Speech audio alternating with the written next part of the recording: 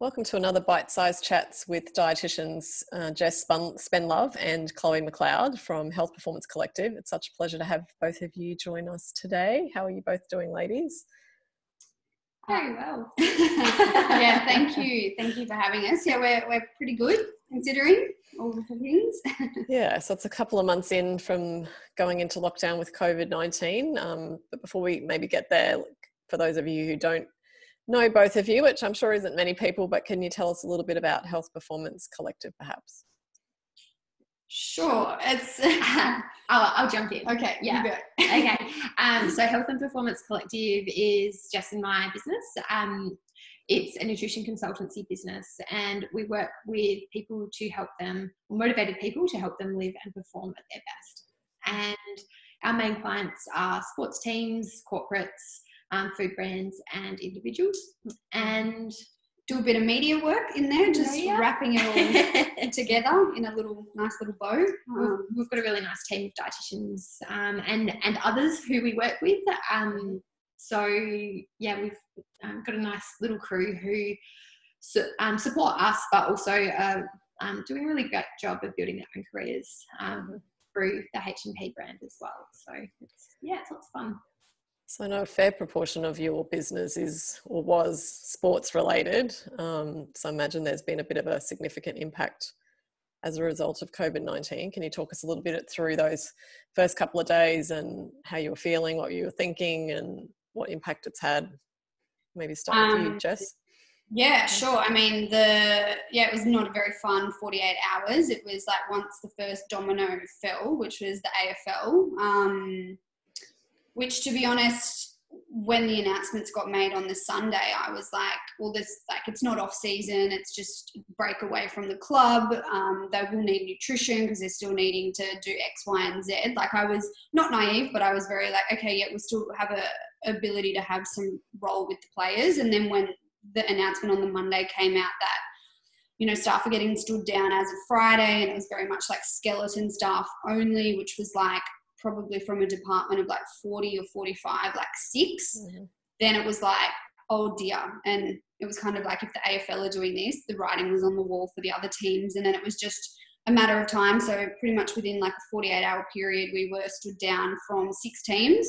The only one which wasn't was basketball, which the season had just finished. So yeah, the first few days was very, it was like we were grieving, to be honest. Like, it was shock, and then it was grief. And then probably 2 or 3 days after that, like, we're pretty positive, pretty proactive people. So it was like, right, what have we got time for now? Time to go. But yeah, it was a few days. It wasn't much fun. Yeah. Was it just the sports teams, or did you see an impact across other parts of your business? Yeah, so we had a number of our corporate contracts were put on hold as well, just purely because of the position that those businesses were in with their own cash flow. So no longer at that point in time being able to invest in wellbeing programs. Individual consults for our team who are doing that also dropped off as well. I think particularly for the person who's doing in-person consults, that dropped off. We'll get to things picking up in a little bit. That's probably seen the least impact across the board, though. It's been really interesting that a lot of individuals seem to have used this time to prioritise their health, which is really cool to see. And then food brands, again, depending on the brand, it was, we've got this great idea and we're definitely doing this, but it's been put on ice till later on in the year. So, and all of it happened probably within this, all of those things happened probably in the space of about 3 weeks, where it was either being stood down or severely cut back with, wasn't all, but majority of our, I guess, if we call it regular income that we knew was coming in versus the ad hoc bits and pieces that come up. Yeah. So, yeah. So Jess, you talked about, your proactive ladies, and I imagine you went straight into action. So tell me about the next phase. Once we processed and I think planned also what we were going to do with our contractors. So we were kind of advised by our accountant to like stand down all our contractors, and Chloe and I just sat there and like a bit of it was it didn't feel like the right thing to do, but also we wanted to use the time as what I've been terming equity building, or just time to work on other projects which we never would have made time to work on. So we made a decision to continue to pay our staff at a reduced rate, and it gave us a time to put some things which were meant to be later on in the year into action. So one of the things we did was we created an online course, our first one, so nutrition for triathletes. And then we planned out a whole bunch of content for our website, social media, LinkedIn. So we've been driving all of those things more and more consistently and more regularly. So it was kind of like content, planning and doing time. Yeah, and I think on top of that as well, we don't have like a bricks and mortar office that Health Performance Collective works from. It's, you know, we've got different locations that we work out of, but a lot of the time our team catch-ups would be all going out for lunch or going and doing some activity together. And that's obviously was suddenly off the board as well. So we started to do regular team meetings on Zoom as well, because part of the reason that we wanted to keep the girls on was, you know, that consistency and having a sense of purpose when, you know, the whole world sort of seems like it's falling down around you. If you've got something that means that you have to get up in the morning and achieve, I think that helps from a sense of well-being, for not just for us, but for the people that we worked with as well. So that was the other reason that we wanted to keep them on as well, just from that side of things. Yeah, and it's been great, and their feedback has been just, they've been really appreciative. I think particularly looking at the 2-month period which came to an end, and they were very like grateful and just said it was good to get up and have structure and have purpose, and like we value them so much. So it was kind of one of those things. It was like, well, yes, while the black and the white, you know, the numbers of the situation is what the accountant says, it's like, well, the grey is we value the girls, we want them in our team long term, we feel like it's the right thing to do, and also it's a time where we could all work together on some new exciting projects which we've not been able to do before. So yeah, I'm glad we did that now. Yeah, me too. Yeah, I mean, I'm sure they're very grateful if you're able to do it. I think it was definitely very positive to be able to keep staff working during this time. Yeah. So that's wonderful. So how else did it change for you during that time, either personally or professionally? Well, I went from driving all over Sydney to being in my apartment, and and just you know, I guess looking outside of that, all the things that we like to do, we normally like train and all of the, you know, all the things that everybody else would have adjusted to. It was from driving all over Sydney, training, doing all of that, to then being at home and working and adjusting and talking to your friends and your family and moving your whole business kind of online in that capacity. And it's funny because I think my experience, if this had happened a year ago, would have been the same as for Jess. But given that my work recently, because of having a baby, has been nearly 100% at home, the way that my week looked didn't really change. It was just that what I was actually working on, or what I was doing, was maybe slightly different, or I was, you know, having the ability to have the things that I was working on suddenly happen a lot more quickly, because there was suddenly all these people who had lots of time to be able to assist with it. So, and I've fallen in love with the sauna, and putting the whole team on it and talk about it. I need a sponsorship or something legit. So funny. We use a sauna for Dietitians Unite, so yeah, totally relate. I visit tabs. I still remember it was like, so Jess, like, we're using this board for this, and I was like, oh, okay. And then so it was like I had time to get across it. We had like more boards, Chloe, and tagging everyone and coloured tabs and due dates and priorities. All or nothing. I'm very. So Jess, how have you found working from home? Because I imagine you're more of a social. Yeah, to be honest, it's, of course it's been up and down. Like generally though, across the board, I've enjoyed it. Like long term for me, I definitely would like a split of contact and working at home. But I've been craving, the one word which springs to mind for the last 6, 12, 18 months is flexibility. And obviously like with all the teams and the structures, and I'm here and I'm there, and it's October and that's the time that I get off. Like, the one thing that I have identified that I've been wanting more of, like working on the business and having a more flexible schedule. So I think I've actually enjoyed it a lot, which I've been surprised. Like, I'm going to sit here and thrive. I think I've been like, yeah, this is what I've been wanting. So yeah. So how do you see it working when we come out the other side?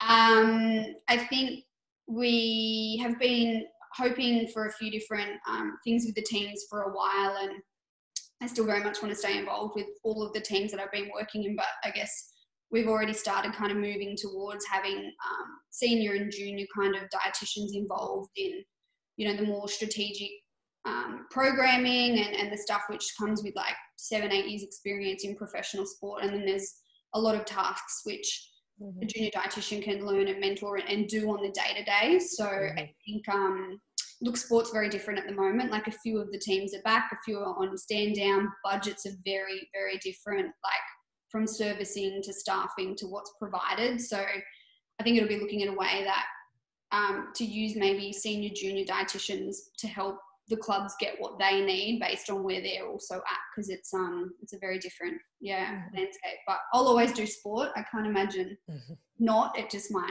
be a little bit different contact. And have there been other challenges that you've had to face during this time, Chloe? Well, I think whilst I said that my week didn't really change, I think same deal. Then sort of to some degree being stuck in a house with a baby and your fiance is a challenge in itself. But I think, you know, I guess it's just one of those things that you just have, like, take a deep breath and adapt, and you've got to try to take it in your stride. None of my family are in Sydney, so not being able to go and visit them and not have them be able to come up and stay with us to see Lily or to, you know, to help take care of her or anything like that. That's certainly been a challenge that we weren't expecting to have. But at the same time, I think, you know, it's just teamwork with Nathan and I, and Jess is an awesome support and an awesome business partner in that. It's like, you know, just got to do what you got to do. And it's I think just, you know, there's a lot of people worse off than us where life is a little bit harder. So I think that's, I guess, the way that I try to view it. So yeah, it's always good to remember that. So you were kind of already set up with diversified income streams, but how important do you think that has been or will be for you in the future? Hugely important. And I think it's interesting because you go on Instagram and it's like, you've got to niche down, you've got to like just do this one specific area in dietetics, and like, you know, that's really nice, but also like I think it's okay to have interests and skills and strengths in a variety of areas, but also that then makes it easier to diversify your income stream. And I think because of that, that's allowed us to, I'm going to use the word, to pivot, diversify probably more easily than without knowing anyone else's situation. But I feel like it was relatively easy for us to go, okay, well, what can we do now where like everything's external? What are the projects that we want to work on? And I think like one thing is we didn't want to come on here being like, oh, we lost all this work and it was just, oh, we pivoted and like, oh, everything's the same. Like, we're still very much on the comeback, and it's, you know, media versus what's actually going on. But I think internally having the ability to not just go, okay, well, we only do sport, okay, we need to now try and do something else. It was just like shifting the focus onto another area.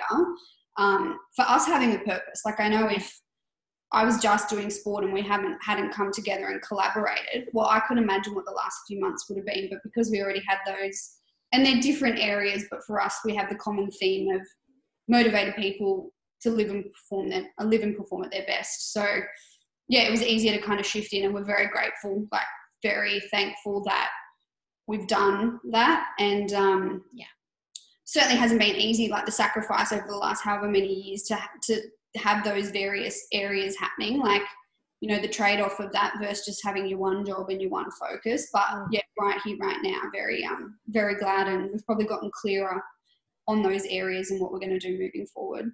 And I think as well, like with everything that we have been working on over the last couple of months, it wasn't like this happened and we went, now we're going to do this. Every single thing was something that was already in the pipeline, was already on the cards. It just meant that it got a bit more attention and focus, so it happened a little bit quicker.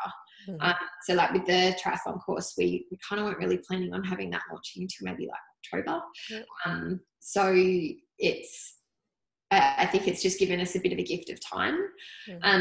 And then, like, you know, again, don't get us wrong, we've certainly been reaching out to various people to look at different opportunities, which might be around, you know, some of which will come off, some of which won't come off, and that's normal business anyway.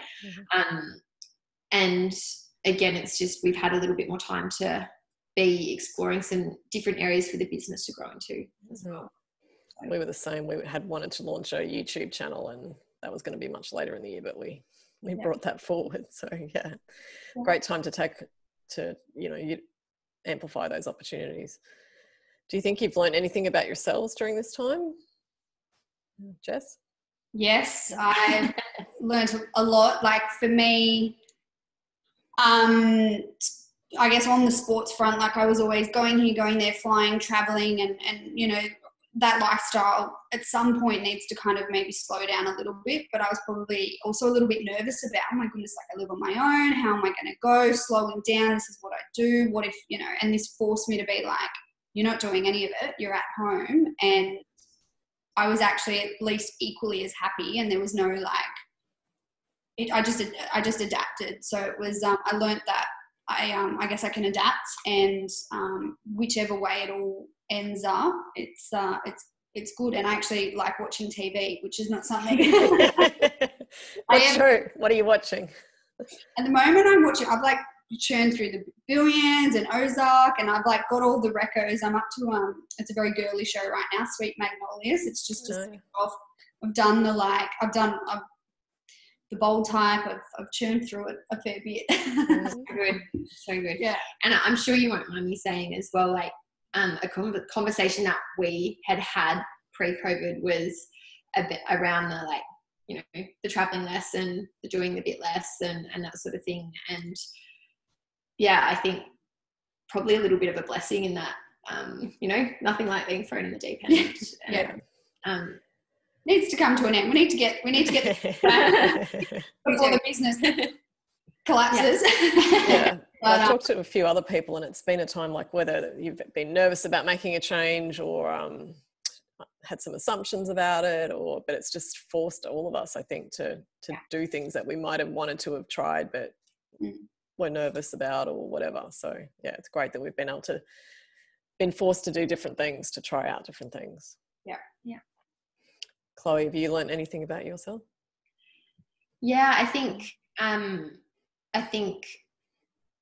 embracing change and being adaptable, same sort of deal. So I guess just being able to shift gears a little bit and be able to sort of step back and look at big picture and think about what's important. And, you know, I think one of the things that I've really been enjoying is like my daily time with Lily at the moment is the morning sessions. So that's from whenever she wakes up, which is hopefully 7, sometimes earlier than that.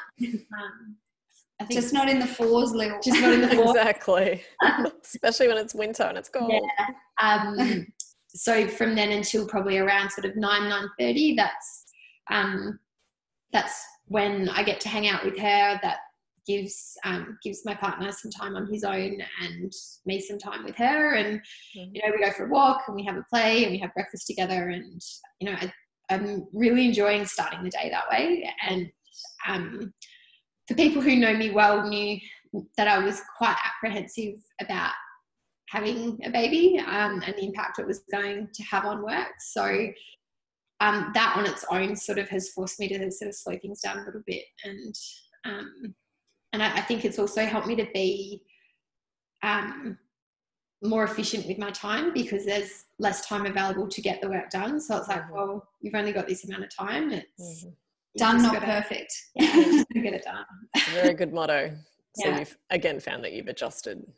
Yeah. So, but I think within the adjustment, like for the people listening, I think being kind to yourself in that, change is challenging, and expecting, it's very easy for us to sit here and be like, yep, we've adjusted. Like, don't get us wrong. It's it's not been smooth sailing. Yeah. Like, yeah, there's been tears both sides. There's been that extra glass of wine. Yeah. It's poor sleep, waking up at 3 a.m. with all the thoughts or stressing, but then it's what can we do to manage that? Like, we're very proactive at not just how we're going to get through this, but like the things that you need to do to manage your own mental health or your emotional health or whatever it is. So yeah, certainly not just being, oh great, this is fabulous and we're just adapting and cruising. But I think being kind to yourself has been really important for all of us during this time. So, and I think, a lot of dietitians are, I-type personalities and can be a bit perfectionistic. And so I think, it's a nice reminder for people to, be kind. What about your team? How have you kept everyone sort of motivated and supported during this time? So we've been having twice weekly meetings with some of the team and the ones who have been working on the projects for us. And then the ones who haven't, it's just regular phone calls. So that they still feel connected to us. So regular phone calls or catch-up walks once that was allowed. Yeah. And that's the feedback that we've gotten from the girls has been really great, that they've enjoyed having that consistent catch-up, that, it's helped to, I guess, to build that team culture and helped all of us to get to know each other a little bit more. And like, I know for me, I probably wouldn't usually, for example, see Katie all that much. But because of this, I've worked really closely with Katie on things and got to know her really well, and it's been really great. Yeah. And so can you see what the end is going to be like, or is it still a lot of unknown and uncertain in terms of timing and what it's going to look like? I think, one thing that popped up was like the first 2 months after those first few days was kind of like we knew what it was gonna be, and now we've kind of moved into month 3, and things probably haven't changed as much as what we thought they would. So I think that's brought up a little bit of like, oh, okay, like we need to maybe reevaluate or plan ahead. So yeah, we kind of don't know. I think we've got our areas we're focusing on and our strategies and the things that we're going to do, but like it's a bit of a crystal ball at the moment. Yeah. Yes, I wish we had the crystal ball. So what about any silver linings that you have had during this time, or I've been asking people, what do you want to take away from this time and then continue to do post-COVID? Is there anything? I think the silver linings is being able to see that there's a different way of working. So whether that's corporate seeing that, it's possible to do a seminar online, or whether that's the sports team seeing that it's possible to do at least some of the work in an external type role. But then also, I think both of us being a bit kinder to ourselves, it's like, well, actually, you know what? I am going to have that little sleep in, or I am going to, shut everything off that little bit earlier in the day than I might have previously. And just so that there is that little bit more space and ability for self-care. And I hope that continues for us and for our team in general. Back yourself, Jess, anything? I mean, I think for me personally, like the silver linings were that I'm probably more than just my job. Like, just I feel like the connection was very much like, I'm Jess and this is what I do. Whereas now it's like, well, that's just my job. That's not who I am. And being okay with whichever way that lands. And I think also knowing that despite everything and like all of the things nearly going on hold, like 80% of the business, like Chloe and I were still like working probably closer and stronger as a team and with our greater team, and like opportunities have still popped up when nothing was happening. So it's like, if we can find partnerships and strength now and like still we're seeking out opportunities, like we're totally going to be fine. And it doesn't have to be like this linear, it can be this ebb and flow, but overall. So I think just knowing within ourselves that the risks that we've taken to do this partnership, which isn't the norm, and that our greater vision is still something which has strength and merit, and potentially more than ever, even if it's not always just smooth sailing. So, yeah. I say like really difficult times or crises really bring people together. So I think you can really bond over difficult times like this, which it sounds like you have as a partnership and as a wider team and within the community as well, I think. So I think we'll all come out hopefully a lot stronger. I just hope, as you said, Chloe, that we remember some of the things that we really enjoyed about this time and things that we want to do differently, like being kind to ourselves and, as you said, shutting things down a little earlier. And I think we felt the freedom to do that because everyone else was feeling the same way and the world was all in it together. But I wonder when we come out the other side, when it might just be you feeling that, well, you think it's just you feeling that way. And so then you don't do it because the rest of the world's still carrying on, sort of thing. So, yeah. It'll be interesting to see. And I think a lot will, how quickly we reintegrate back to that. And then will we start? Will we revert back? Yeah.